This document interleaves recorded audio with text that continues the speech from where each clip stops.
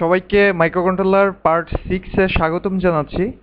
আজকে আমরা শিখব যে কিভাবে আমরা যখন কোনো একটা হার্ডওয়্যারের জন্য কোড ডেভেলপ করি, সেই কোডের মধ্যে আমরা কিভাবে লাইব্রেরি ব্যবহার করতে পারি, এই বিষয়টা আমরা শিখব। এবং সেই সাথে আমাদের কিভাবে আমরা এলসিডি ব্যবহার করতে পারি, এই বিষয়টি সম্পর্কেও একটা বেসিক একটা ধারণা তৈরি হবে আজকের এই পার্ট 6 এর মাধ্যমে। তো প্রথমেই আমরা যে হার্ডওয়্যারটি দিয়ে কাজ করব, সেই হার্ডওয়্যারটি প্রথমে ডিজাইন করে নেব এবং এরপর আমরা প্রয়োজনীয় প্রোগ্রাম ডেভেলপ করব। যথারীতি আমাদের হার্ডওয়্যারটি তৈরি করার জন্য আমরা প্রোটিয়াস আইএস ব্যবহার করব এবং মাইক্রোকন্ট্রোলার হিসেবে আমরা পিআইসি 16F877 ব্যবহার করব।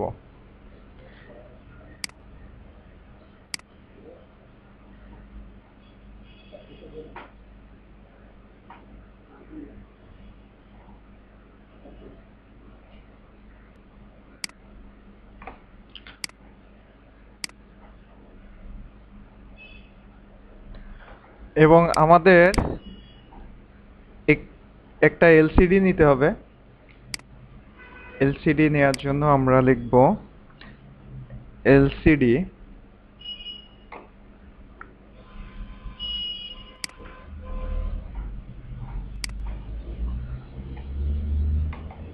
এবং আমরা এখান থেকে 16x2 আলফা নিউমেরিক এলসিডি, এই এলসিডিটি আমরা ব্যবহার করব।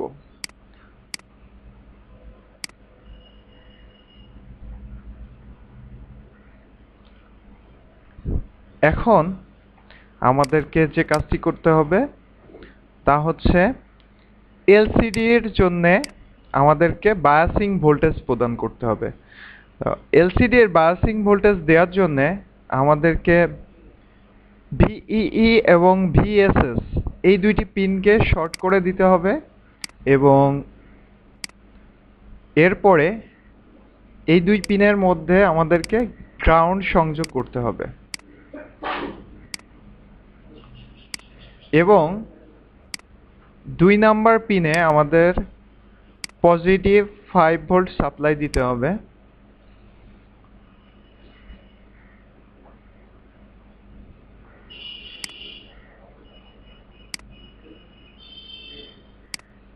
আমরা 2 নাম্বার পিনে পজিটিভ ভোল্টেজ সাপ্লাই দিলাম। এখন এলসিডি কে কাজ করার জন্য এখানে মোট 3টা পিন রয়েছে। একটা হচ্ছে এনাবল পিন, আরেকটা হচ্ছে রিড রাইট পিন এবং আরেকটা হচ্ছে আরএস পিন। তো এই 3টা পিনে আমাদেরকে সংযোগ দিতে হবে। তো আমরা এনাবল পিনকে সংযুক্ত করব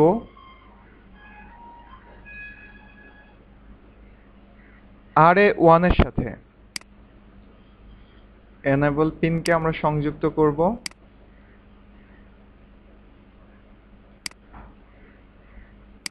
RA1 এর সাথে। আমরা রিড রাইট পিনকে সংযুক্ত করব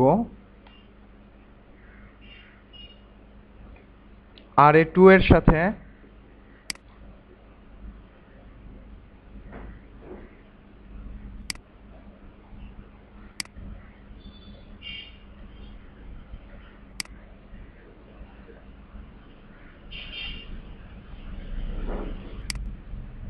এবং আমরা আরএস পিনকে সংযুক্ত করব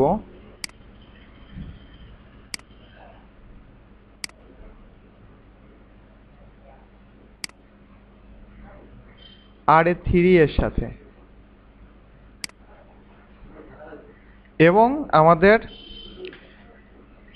4টা পিন ব্যবহার করতে হবে ডাটার জন্য।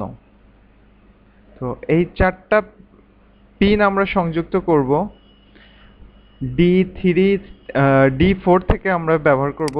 D4 কে সংযুক্ত করব RD0 তে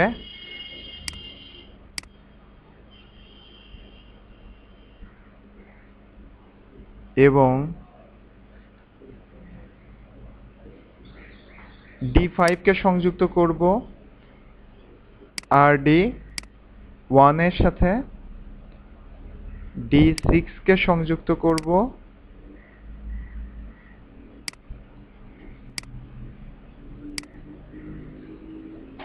RD2 এর সাথে এবং D7 কে সংযুক্ত করব RD3 এর সাথে। এই হচ্ছে আমাদের হার্ডওয়্যার। এখন এই হার্ডওয়্যারটিকে আমরা প্রথমেই সেভ করে নিব।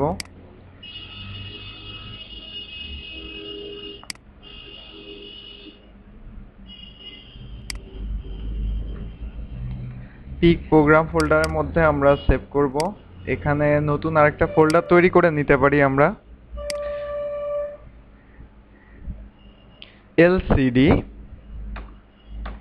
LCD নামে আমরা নতুন একটা ফোল্ডার তৈরি করলাম এবং এই ফোল্ডারের মধ্যে আমরা এখানেও নাম দিয়ে দেই LCD এবং সেভ করলাম। তাহলে আমাদের হার্ডওয়্যার তৈরি করা হয়ে গেছে। এখন এই হার্ডওয়্যারটির জন্য আমাদের প্রয়োজনীয় প্রোগ্রাম লিখতে হবে। আমরা PIC কম্পাইলার ব্যবহার করব কোড লেখার জন্য।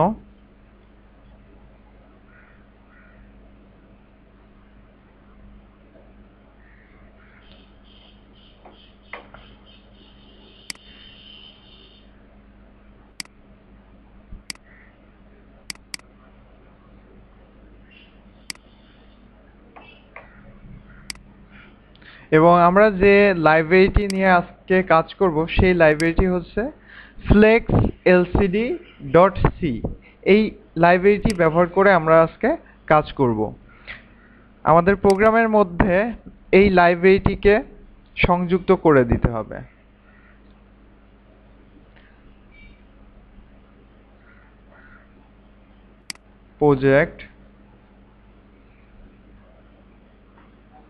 প্রজেক্ট থেকে আমরা নতুন একটা প্রজেক্ট তৈরি করে নেব। LCD ফোল্ডারের মধ্যে আমরা প্রজেক্টটিকে সেভ করব।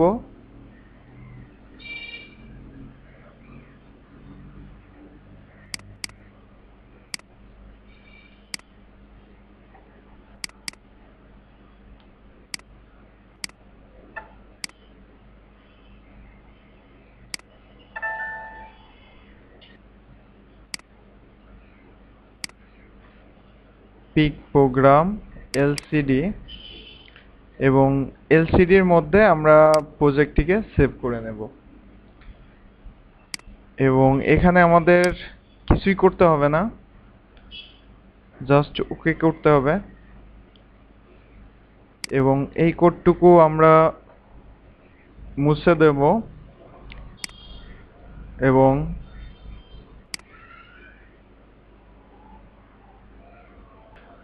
আমরা যথারীতি আমরা অন্য একটা প্রোগ্রাম থেকে প্রথম অংশ আমরা কপি করে নিচ্ছি, কারণ এই অংশটি আমাদের লিখতে গেলে বেশ সময়ের ব্যাপার। এখানে আমরা লিখব lcd.c। lcd.c আজকের তারিখ হচ্ছে 17/10।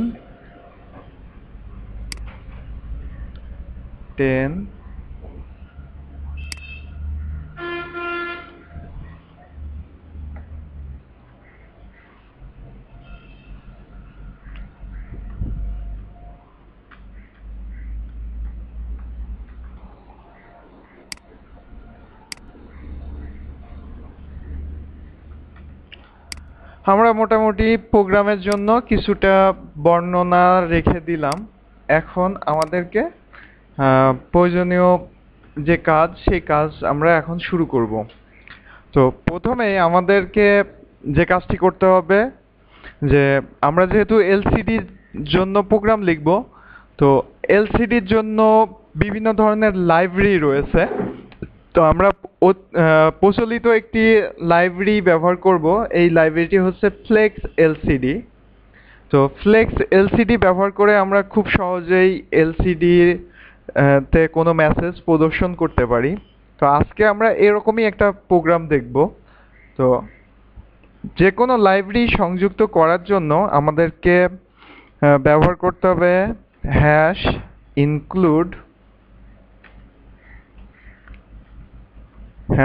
ইনক্লুড এবং এর মধ্যে অ্যাঙ্গেল ব্র্যাকেট দিতে হবে এবং অ্যাঙ্গেল ব্র্যাকেটের মধ্যে আমাদের লাইব্রেরির নামটি দিতে হবে। অর্থাৎ আমরা যে লাইব্রেরিটি ব্যবহার করব সেই লাইব্রেরিটি আমাদের রয়েছে, আমরা যদি আমাদের ফোল্ডারের মধ্যে যাই অর্থাৎ পিক প্রোগ্রাম, আমরা এই লাইব্রেরিটি ব্যবহার করব। তো লাইব্রেরি দুইভাবে ব্যবহার করা যায়। একটা হচ্ছে আমরা যে সোর্স ফাইলে হচ্ছে কোডগুলো রাখবো সেই সোর্স ফাইলের মধ্যে আমরা এই লাইব্রেরিটিকে রাখতে পারি, অথবা আমাদের সফটওয়্যারের যে ড্রাইভার ফোল্ডার আছে এই সফটওয়্যার ড্রাইভার ফোল্ডারের মধ্যে আমরা রাখতে পারি। এই দুইটা লোকেশনে আমরা রাখতে পারি। তো আমরা প্রথমে দেখব যে কিভাবে আমাদের সোর্স ফাইলের মধ্যে রেখে আমরা কাজ করতে পারি সেই জিনিসটি দেখব, এবং পরবর্তীতে আমরা আমাদের যে পিক সি কম্পাইলার, এই পিক সি কম্পাইলারের ড্রাইভার ফোল্ডারের মধ্যে কিভাবে লাইব্রেরি রেখে কম্পাইল করা যায় সেই বিষয়টি আমরা দেখব। তো এই লাইব্রেরিটিকে আমি কপি করে আমাদের যে এলসিডি ফোল্ডার, এই এলসিডি ফোল্ডারের মধ্যে আমরা রাখতেছি এবং আমরা এই লাইব্রেরির যে নাম সেই নামটিকে আমরা কপি করে নিচ্ছি এবং এই নামটিকে আমাদের এখানে অ্যাঙ্গেল ব্র্যাকেটের মধ্যে দিয়ে দিতে হবে। এখানে অ্যাঙ্গেল ব্র্যাকেটের মধ্যে আমরা নামটিকে দিয়ে দিলাম। এখন আমাদেরকে মূল প্রোগ্রাম লিখতে হবে। তো আমাদের লাইব্রেরি ব্যবহার করার জন্য যতটুকু কাজ করা সেই কাজটি আমরা অলরেডি করে ফেলেছি। এখন আমরা সম্পূর্ণরূপে এলসিডি ব্যবহার করার জন্য প্রস্তুত, সম্পূর্ণভাবে আমরা এলসিডি ব্যবহার করার জন্য প্রস্তুত এবং এলসিডির জন্য প্রয়োজনীয় কমান্ড এখন আমরা লিখতে পারবো।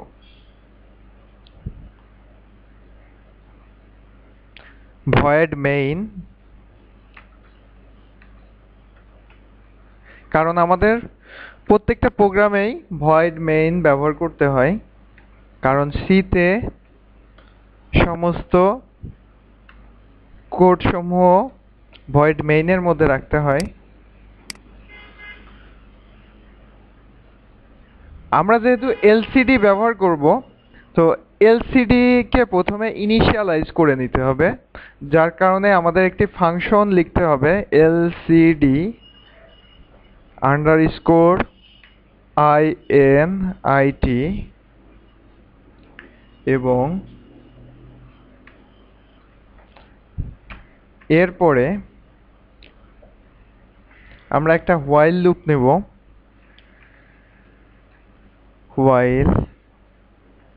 হোয়াইলের কন্ডিশন আমরা ট্রু করে দেব।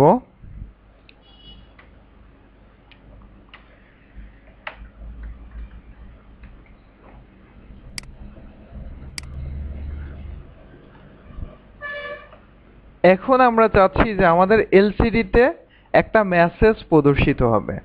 তো এলসিডিতে কোনো মেসেজ প্রদর্শন করার জন্য আমাদেরকে লিখতে হবে প্রিন্টএফ, এরপরে আমাদেরকে ফার্স্ট ব্র্যাকেট দিতে হবে এবং শেষ করতে হবে, অর্থাৎ প্রিন্টএফ ফাংশন ব্যবহার করতে হবে এবং এর মধ্যে লিখতে হবে এলসিডি আন্ডারস্কোর পুটসি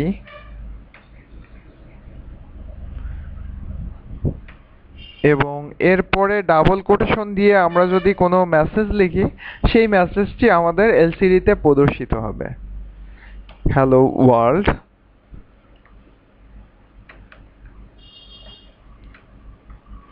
তো আমরা এই হ্যালো ওয়ার্ল্ড মেসেজটি আমরা এলসিডিতে প্রদর্শন করব। যদি আমরা এখন প্রোগ্রামটি কম্পাইল করি সেক্ষেত্রে আমাদের প্রোগ্রামটির জন্য প্রয়োজনীয় হেক্স ফাইলটি তৈরি হবে। তা আমরা বিল্ড করতেছি। আমাদের প্রোগ্রামে একটা ইরর মেসেজ এসেছে। ইরর মেসেজটি হচ্ছে এখানে একটা কমা ব্যবহার করতে হবে, ভুলক্রমে ডট হয়ে গিয়েছিল। এখন আমাদের কোডটি সঠিকভাবে কম্পাইল হচ্ছে এবং আমরা দেখতে পাচ্ছি যে 0 ইরর এবং একটা ওয়ার্নিং দিচ্ছে, কারণ আমরা এখানে হোয়াইল লুপের মধ্যে কন্ডিশন ট্রু দিয়ে দিয়েছি এই জন্য। তো আমরা এখন এই প্রোগ্রামটিকে যদি হার্ডওয়্যারে রান করে দেখি, আমরা যে হার্ডওয়্যারটি কিছুক্ষণ আগে তৈরি করলাম, এই হার্ডওয়্যারে যদি আমরা প্রোগ্রামটিকে লোড করি, এলসিডি এবং ওকে করি এবং এরপরে আমরা যদি হার্ডওয়্যারটিকে রান করি, সেক্ষেত্রে আমরা দেখতে পাবো যে হ্যালো ওয়ার্ল্ড মেসেজটি প্রদর্শিত হচ্ছে এবং এখানে আমরা দেখতে পাচ্ছি যে কিছু হ্যালো ওয়ার্ল্ড মেসেজটি অনেকবার মুভ করতেছে এবং আসলে এই বিষয়টি আমাদের কাঙ্ক্ষিত না। এটার কারণটা আমি বলতেছি যে কেন এই বিষয়টি হচ্ছে। এই বিষয়টি হওয়ার কারণ হচ্ছে আমরা এখানে হোয়াইল লুপ ব্যবহার করেছি এবং আমরা কোনো ডিলে ব্যবহার করিনি, যার কারণে এই সমস্যাটি হচ্ছে। তো আমরা এখানে যদি একটা ডিলে ব্যবহার করি, ডিলে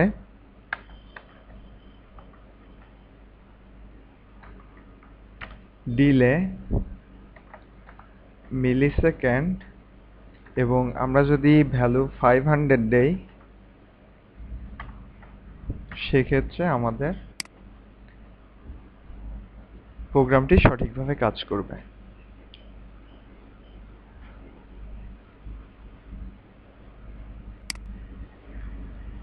এখন যদি নতুন করে আমরা আমাদের হার্ডওয়্যারটিকে প্লে করি, সেক্ষেত্রে আমরা দেখতে পাবো যে আমাদের লেখাটি এখন খুব সুন্দরভাবে প্রদর্শিত হচ্ছে।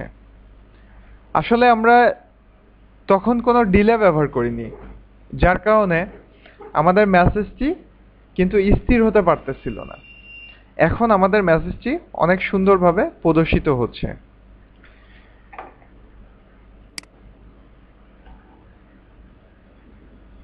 এখন আমরা আরো একটা লাইন আমরা লিখব এখানে, নতুন আমরা আরো একটি লাইন লিখব। এখন আমরা উপরের লাইনটিকে যদি কপি করে নেই, তো এখানে আমরা নতুন একটা লাইন তৈরি করার জন্য আমরা নিউ লাইন নিতে পারি। নিউ লাইন নেওয়ার জন্য আমাদের যে বিষয়টি লিখতে হবে সেটা হচ্ছে ব্যাকস্ল্যাশ সিম্বল দিতে হবে এবং এন দিতে হবে, তাহলে একটা নিউ লাইন তৈরি হবে। তো আমরা নিউ লাইনে আমরা লিখতে পারি যে এলসিডি টেস্টেড, এলসিডি টেস্টেড। তো এখন যদি আমরা বিল্ড করি, সেক্ষেত্রে আমরা দেখব যে আমাদের প্রোগ্রামটি সঠিকভাবে কাজ করছে এবং দ্বিতীয় লাইনে মেসেজটি দেখাচ্ছে, এলসিডি টেস্টেড লেখাটি নিচের লাইনে দেখাচ্ছে। তো এই হচ্ছে মোটামুটি ভাবে এলসিডির বেসিক, এবং আমরা একই সাথে কিভাবে লাইব্রেরি ব্যবহার করতে হয় সেই বিষয়টি আমরা শিখলাম। তো লাইব্রেরি বিষয়টি আরো একটু আলোচনা করা দরকার। সেটা হচ্ছে যে আমরা দেখি যে আমরা যদি ওই লাইব্রেরি ফাইলটিকে যদি আমাদের যে সোর্স ফাইল, সেই সোর্স ফাইলের মধ্যে যদি না রাখি, সেক্ষেত্রে কি ঘটনা ঘটে এবং লাইব্রেরি ফাইলের মধ্যে আসলে কি কি থাকে, এই বিষয়টি আমাদের একটু জানা দরকার। তা আমরা এলসিডি যে ফ্লেক্স এলসিডি যে ফাইলটি আছে, এই ফাইলটিকে যদি এখান থেকে কাট করি, আচ্ছা এখানে যেহেতু রয়েছে, আমরা এখান থেকে ডিলিট করে দিতে পারি, ডিলিট। তো এখন আমাদের সোর্স ফাইলে কিন্তু আমাদের লাইব্রেরি ফাইলটি নেই। তো এখন যদি আমরা কোডটিকে রান করি, সেক্ষেত্রে কিন্তু, এবং আমরা যদি এই লাইব্রেরিটিকে যদি এখান থেকেও যদি রিমুভ করে দিই, বিল্ড করলাম, বিল্ড করতে গিয়ে কিন্তু ইরর দেখাচ্ছে, বিল্ড করতে গিয়ে কিছু ইরর দেখাচ্ছে। এর কারণ হচ্ছে যে আমরা এখানে কিছু কিছু ফাংশন ব্যবহার করেছি, অর্থাৎ এখানে আমরা শুরুতেই ব্যবহার করেছি এলসিডি আইএনআইডি, এবং এরপরে আমরা ব্যবহার করেছি যে প্রিন্টএফ এলসিডি পুট সি। এই যে বিষয়গুলো, এই যে ফাংশনগুলো আমরা ব্যবহার করেছি, এই ফাংশনগুলো আসতেছে হচ্ছে আমাদের যে লাইব্রেরি, অর্থাৎ ফ্লেক্স এলসিডির যে লাইব্রেরিটি, এই লাইব্রেরি থেকে এই ফাংশনগুলো কাজ করতেছে। তো যেহেতু আমরা লাইব্রেরিকে রিমুভ করে দিয়েছি, যার কারণে আমাদের কোডটি কিন্তু এখন সঠিকভাবে কম্পাইল হচ্ছে না। তাহলে আমাদেরকে অবশ্যই লাইব্রেরি ফাইলটি সংযুক্ত করতে হবে। এখন আমরা এখানে লাইব্রেরি ফাইল কল করেছি, কিন্তু আমাদের সোর্স ফাইলের মধ্যে লাইব্রেরি নাই। এখনো যদি আমরা বিল্ড করি সেক্ষেত্রে এরর মেসেজগুলো থাকবে, এবং এরর মেসেজ আগে তিনটা ছিল, এখন আরো 4টা হয়ে গেছে, কারণ সে কিন্তু এই লাইব্রেরিটি কিন্তু খুঁজে পায় নাই, যার কারণে এরর মেসেজ দিয়েছে। তো আমি যে বিষয়টি বললাম যে আমাদের সোর্স ফাইলের মধ্যে যদি আমরা লাইব্রেরি নাও রাখি, সেক্ষেত্রেও আমরা লাইব্রেরি ব্যবহার করতে পারবো। কিভাবে ব্যবহার করতে পারবো? আমরা যদি লাইব্রেরি ফাইলটিকে এখান থেকে কপি করে আমরা যদি আমাদের সফটওয়্যার যেখানে ইনস্টল করেছি, অর্থাৎ প্রোগ্রাম ফাইলের মধ্যে যদি যাই সি থেকে, এবং আমাদের সফটওয়্যারের যে ফোল্ডার আছে পিক্সি, এই ফোল্ডারের মধ্যে যদি আমরা যাই, সেক্ষেত্রে এখানে আমরা দেখতে পাচ্ছি যে একটা ফোল্ডার আছে ড্রাইভার্স নামে। তো এই ড্রাইভার্স ফোল্ডারের মধ্যে আমাদের প্রয়োজনীয় যত ধরনের ডিফল্ট লাইব্রেরি আছে, সব ডিফল্ট লাইব্রেরিগুলো এখানে থাকে। তো এখানে আমরা যদি আমাদের লাইব্রেরিটিকে যুক্ত করে দেই, সেক্ষেত্রে আমাদের যে কাস্টম যে লাইব্রেরি, সেই কাস্টম লাইব্রেরি কিন্তু আমাদের সফটওয়্যার লাইব্রেরির সাথে যুক্ত হয়ে যাবে। তো এখানে আমরা পেস্ট করে দিচ্ছি আমাদের ফাইলটিকে। তো যেহেতু সি ড্রাইভের মধ্যে এবং প্রোগ্রাম ফাইলের মধ্যে আমরা কোনো ফাইল পেস্ট করার চেষ্টা করতেছি, যার কারণে এই মেসেজটি দিচ্ছে। তো আমরা এটাকে কন্টিনিউ করে দিব।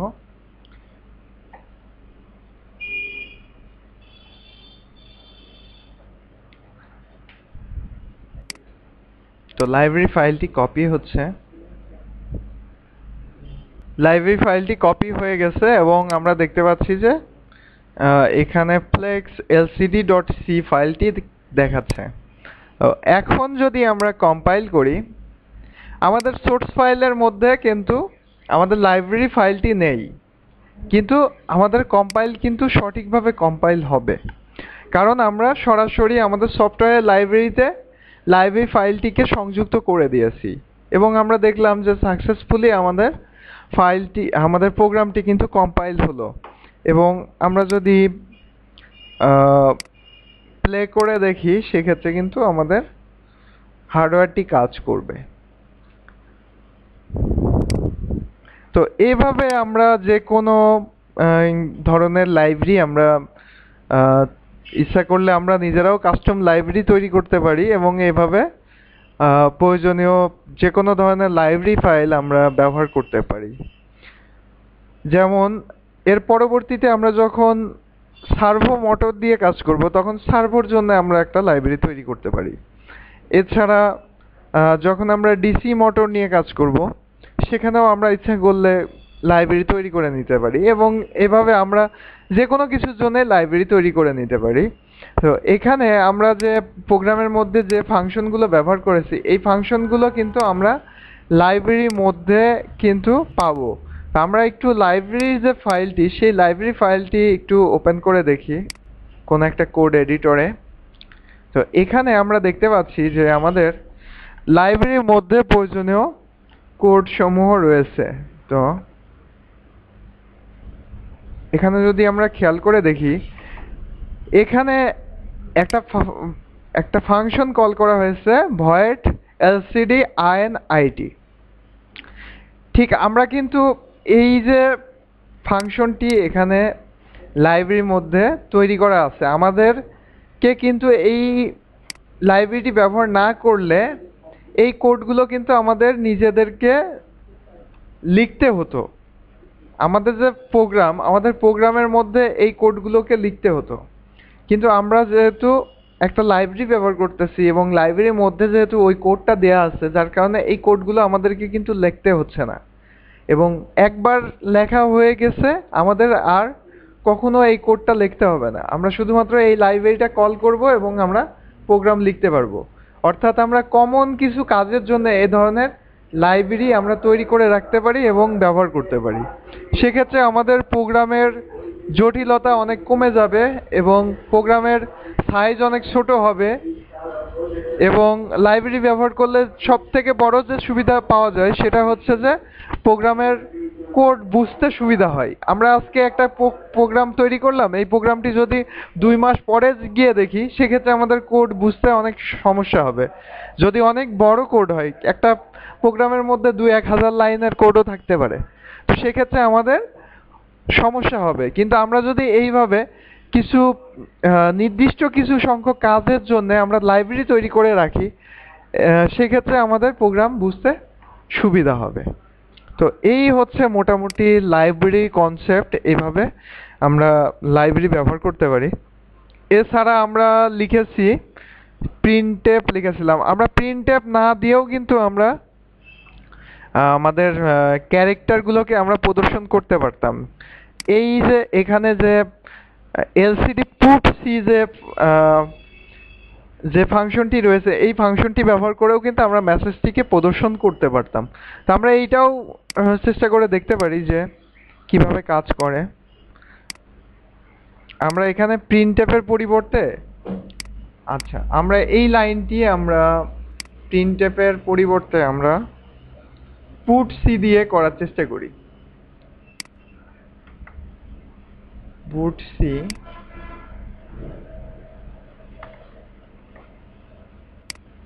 তাহলে আমরা এখন যদি কম্পাইল করি,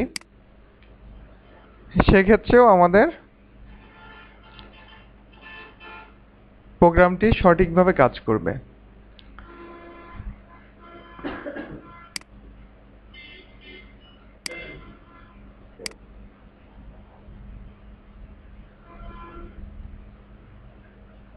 এখন কিন্তু আমাদের লেখাটা পুটসি ফাংশনের মাধ্যমে কিন্তু প্রদর্শিত হচ্ছে। তো পরবর্তীতে আমরা এলসিডি সম্পর্কে আরো বিস্তারিত জানবো এবং বিভিন্ন আমাদের যে প্রজেক্টগুলো তৈরি করা হবে সেখানে আমাদের এলসিডির ব্যবহার থাকবে। তো পরবর্তীতে আমরা এলসিডি সম্পর্কে আরো বিস্তারিত জানতে পারবো। তা আজকের মতো এখানেই শেষ করছি। সবাইকে ধন্যবাদ।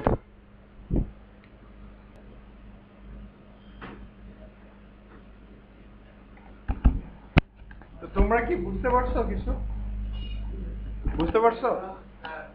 হ্যাঁ, কি অনেক পেঁচা হয়ে গেছে কেন? বিষয়টা তো অনেক সহজ।